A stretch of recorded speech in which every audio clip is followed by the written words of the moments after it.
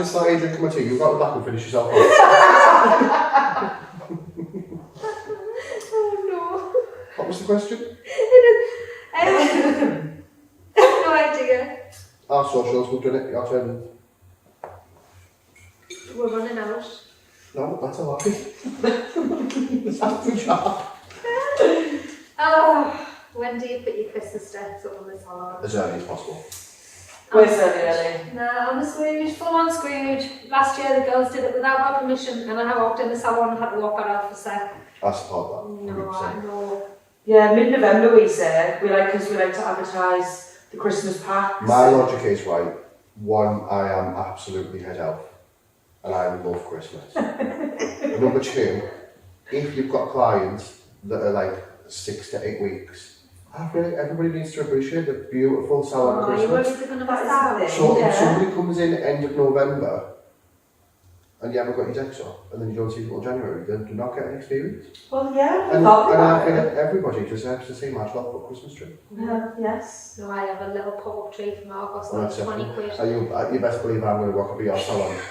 There's no space. I'll make it pretty. Sprinkle some magic everywhere. Yeah. Oh, honestly. I can do one of Just them be ones like, where you actually stick it on the wall. Have you seen that? yeah. That's not a bad idea. Oh, honestly, wait. I'm going to break into your salon and just make it. To be honest, thinking now that the girls are self-employed, who knows, I might walk in for like Santa's grotto. It's not really up to me. No, they can do what they want. Kind of. Yeah, I mean, they still have to ask you if they can decorate your salon. I'm self-employed, so I'm knocking this wall down. You can't do that. Making room for this tree. I've made a sunroom so the top of the tree can stick out. No, I'm really not a huge Christmas fan, unfortunately. Oh, I do like Christmas, but we have to start Christmas after Halloween. Halloween has to have its own moment. Mm-hmm. So does it get on your nerves when you walk into a shop and they've up the decks if it hasn't been Halloween yet? Oh, well, I wouldn't let them do it. No, not before. A couple of weeks after. Yeah. Oh, she means if you go to a If you shop. want any shop though, like, so do you get a bit of Yeah, because you go with one aisle's Halloween and the next aisle's Christmas. I wouldn't let the kids walk down the Christmas aisle. I like it because it's just an overflow of like festiveness and spookiness, and it's just a lot. It makes me feel warm. No, and the kids almost have to close their eyes. You go down one aisle, you skip a month. Yeah. No, I'm the ultimate child. I like everything all at once. Oh, do you? Yeah. Nah. But I wouldn't decorate the house or anything like for Christmas until Halloween's been. Well, you're not taught it was bad luck. Nothing's bad luck.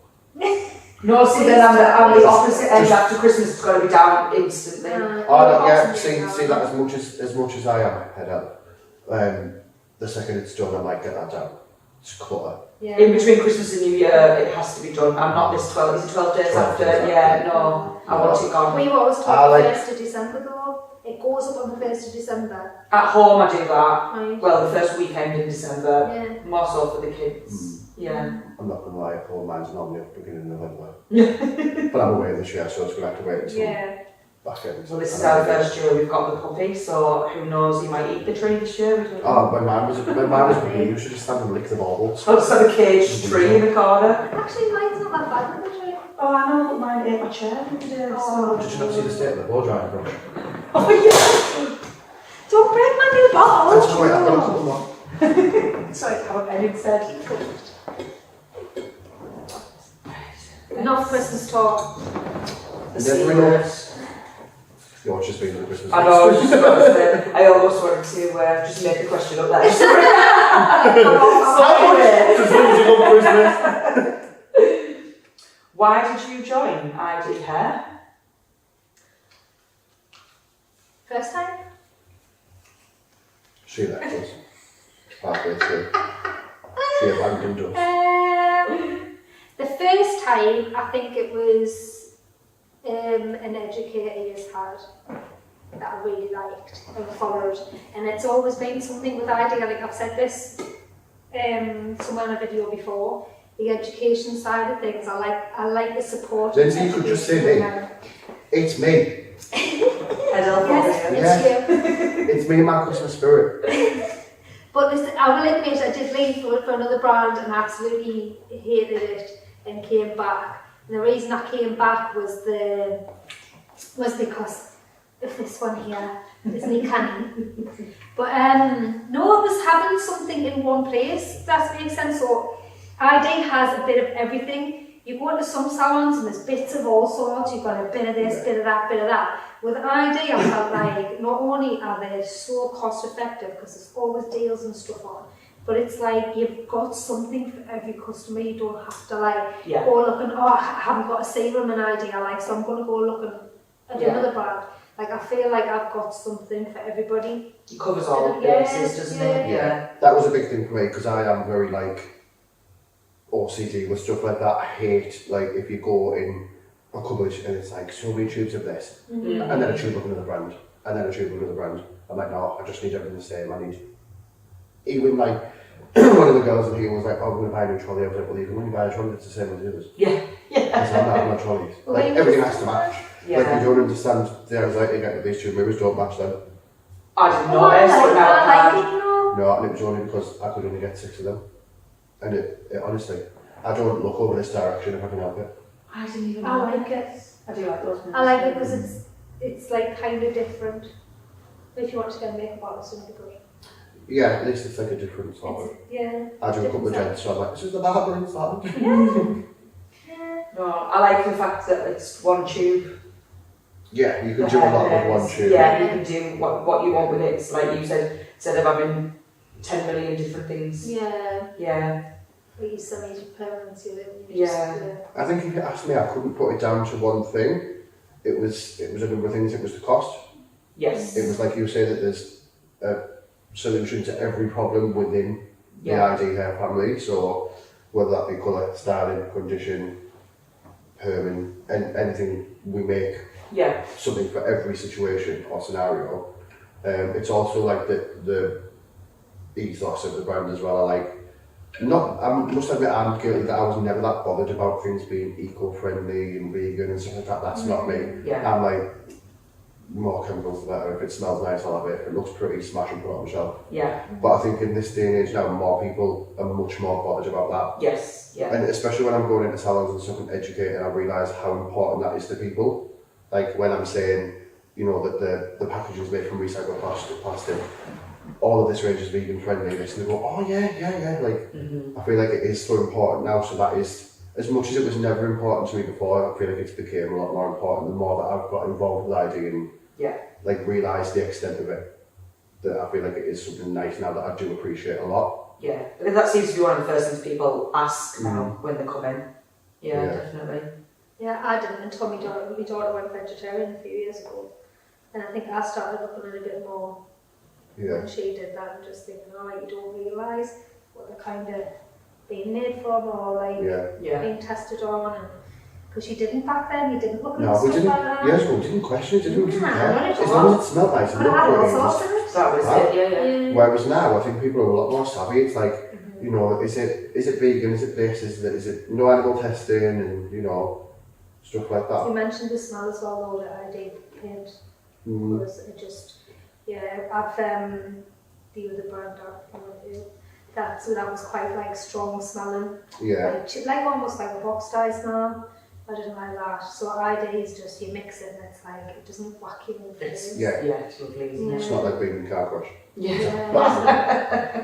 eyes are straining, your nose is running. That was always it, wasn't it? You had to keep your face away while you were... You like mix them like that? Yeah. Coming out the back, people and crying. You feel like we're losing you in the soul. I'm getting more I'm like, looking at you, I'm getting tired.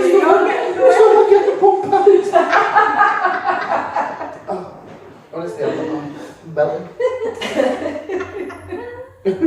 I'm like, no troll. I'm not considering me feeling down at the end. I think the other massive thing as well for me is like just the whole community and the people that I get to work with, not just in the UK, but when I'm over in Denmark and stuff, like everybody that literally, and I know it sounds cheesy and I know that every brand says it, but it literally is a family. Yeah. Like every time I go over, like their sales team over there, Preben and his 2 sons, Mark and Simon, the first thing they do is come over and they give you a massive hug and I feel like they're very present in what you're doing. Like how many times would you see somebody who's the CEO of a big company who would make sure that every time you meet them, they'll say like, "Oh, I've seen this that you've done on Facebook or something," or you know, like it's very personal. They actually care. That they actually give a shit about your life and what you're doing. Like, I did notice when you shared, I think it was the first video I did with you, I got so many friend requests straight away. Yeah, they are.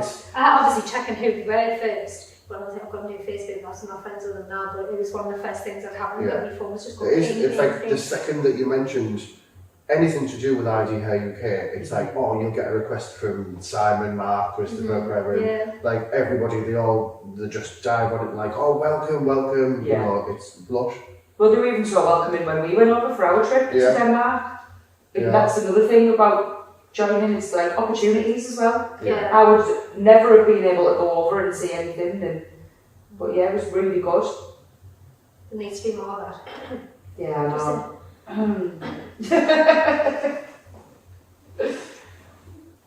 Is it me? Yeah, come on.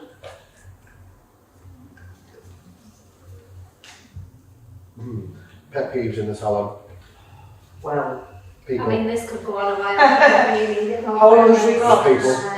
People. People in Humans. general. Yeah, one of my favourite quotes of people when you've been chock-a-block busy all day, like a conveyor belt, your one person walks out and the next person that walks in goes, "Are you quiet today, aren't you? You dead? You've got no one in?" I'm thinking, I haven't even had a wee yet, never mind it, we didn't. Yeah, and you're hungry and you just and you just need to be quiet. I can only do so much time, thank you. Mine's just photos, inspiration. I love an inspirational photo if it's real. Like at the minute, I just find all this AI stuff. You don't know what's real, you don't know what's not real. Clients coming in and like, "I want to look like that." You're like, "Sweetie, you ain't gonna look like that." It's just it's expectations. Isn't the expectations are so high, and it's like, "Yeah, but I want it for £80." No, that's not going to work either, I'm afraid. No. Yeah. It's not happening. But it's just. That's my pet peeve, pricing. It's all your mind stuff, Yeah, definitely pricing. People want a 6-hour transformation. For 50 quid. Yeah. And like, do you realise by the time that we've paid the product, I've paid the salon bills and all that, like, even if I am charging you 150 quid for this colour, I'm not even making a third of that because of what it's cost me. Like, you know. This is the understanding, isn't it? The clients don't understand that part of it. And it's, I feel like it's, sometimes you feel very underappreciated. Like, if you put your prices by £2, you'll lose so many clients, but they'll go into Tesco and if a carton of milk's got £1, they're just like, "Oh, alright. Yeah. Jump at 9 But we put your price up for a 6-hour service by £1 or £2 and they're like, "Oh no, I'll go somewhere else." I went on a night out the other week, it cost me £150 when I got home and count my purse. But that's so easy to do, but like you say, when you come into something so important as getting your hair done, it seems to be a bit of a like, "Oh, really, is that how much?" It's like, "Well, just don't go out tomorrow night." Yeah. Well, yeah. And it's, I see the thing on Facebook and stuff, like when people go for like aesthetics procedures, like Botox, I like £350. 350 quid and you're in there 10 minutes. Well, And that's, they jump but it's the fine line of what's a necessity or not, because to me, necessity is getting my hair done. My hair would be, well, I don't have anything done on my face, but I would definitely pick my hair over my face. Definitely. I mean, if you can't afford both, just grow your hair and it'll cover your face. Have a fringe. Yeah, I didn't have a fringe before. And I was like, Botox or fringe? Yeah. Yeah. Wait, what was the question? Did we even answer the I question? don't know. What was the question? What was the question? Okay, what's the Pet pet peeves, peeves? yeah, Oh, yeah. But there's a ring for that one. You can go on forever, can't you? Yeah. I'm just going to do an all-rounder of people in general. Yes. Ooh, how important do you think education is? Extremely. Yeah, but you wouldn't have a job, would you, without it? No, we're just screwed. Yeah. There is a lot though, there is a lot of people that qualify and just think, you know what, that's it, I'm qualified. Oh, and yeah. I always drum it into people, like you can't think like that because you're learning all the time. There's something coming out all the time. Even just watching, like I was saying about the lass I follow on Facebook and stuff. You learn tiny little things from other stylists. And I don't understand why stylists like getting into even though I spend a lot of my time going into salons and doing education and stuff, just because I'm an educator, it doesn't make me any better than anybody else. It just means that I'm good at showing you my way. But how many times have I been into yours or been with you and then you'll do something I'm like, That's amazing, and I'll try it. Like, just because I've been in the game a long Yeah. time and I'm educated doesn't mean that I'm not still learning. No, all the you time. never know anything, do you? No, we need to be balanced. You mean you never know everything? You never know everything. You never know anything. You never know anything. You just know nothing. Sometimes I feel like that, depending on which day of the week we are. But yeah, I think that's what I love about education as well, because it's never ever going to be the I've reached my ceiling, because something new will always come out. It's always- yeah. Somebody will always do something different to how I do, and Yeah. it will always be like, that's amazing, show me that. Like there's all this, it's never going to end, Yeah. and I love that. Pet peeve with that, all these names. Yes. Yes. Yes. That is Why do you amazing. insist on giving everything an absolutely ridiculous name? I don't know. And Well, then you it's- find when you're advertising that you haven't used the hashtag Oh yeah, or you have whatever to, it is. otherwise you're irrelevant. Like leave it alone. Just call it what it is. It's a layered coat. It's a layered coat. Well, yeah, and it's just a different name than what it was called in the 80s sometimes. saying like that, like Yeah. where like yeah, but it's all just regurgitated stuff that we do years ago. Yeah. Back in my day, Yeah. it wasn't called Back in that. my day, that was just a square layer. So, but yeah, education. That's when I learned how to cut hair with rocks. I didn't have straighteners and I trained, you know. We used to put water in them. Water in them. Yeah. No, they weren't the thing. They Yeah, were being Steve. designed. Big yeah, massive right. chunky babbly things that you put water in the top. Well, you're ironing your clients on the floor. She sat there, get there you bald. And obviously down now, Susan, they'll straighten your hair. I remember going to Blackpool with my parents and their best friend coming in saying, Lindsay, come and iron my hair. And I was like, excuse me. And I was like, with an iron? And she was like, well, yeah. And I was just like, absolutely not. But then it was like, the straighteners started becoming a thing and they designed it. And I was like, well, okay, I get where that's come from. But that was the good thing about back then, because I was taught how to blow dry properly. Yes. Yes. So hard to find a Why good can't people blow blow dry dry. anymore? No, Yeah. the blasting off, the whacking a thingy bush, bending Yeah. the bush through it, Yeah. and then using their tools, whereas I still teach my apprentices now, no, Yeah. you learn. When I trained, we weren't allowed to. We weren't allowed to use heated tools until we could blow dry without them. Yeah, we It was were. like it was by all means use them, but you need to know how to do it properly before you can do that. And now, like that's very much my mentality now. Learn something, Yeah, learn the Yeah. rules before you break them. yeah. We had to have boots and bum. If you weren't wiggling, Yeah. as you blow dried in the Yeah. beginning, you weren't doing it properly. Yeah. Yeah. If your shoulders That's weren't why on we fire. call it I remember yes. my boss at the time used to walk around. So I worked in quite a big salon, so there was like 6 apprentices, and we were all trained at the same time. And she used to walk around with a water spray, watch us blow dry, and if we weren't doing it properly, she would just stand there and spray the hair. Start again. Yeah, start again. That's pure evil. Yeah. Well, it worked, Yeah. though. Yeah. I do brutal, and the guy who taught me how to cut, if I dropped my elbows, he'd walk around and whack my elbow with his comb. Yeah, I still do that to the girls now. Up. Yeah. You'll probably get done for some sort of Oh, trial. yeah. We're used now. Honestly. When I think about the stuff that I used, honestly, Yeah. honestly, it was like blooming. It was like being on Crystal Maze. I've got a verbal warning for buying the wrong sandwich.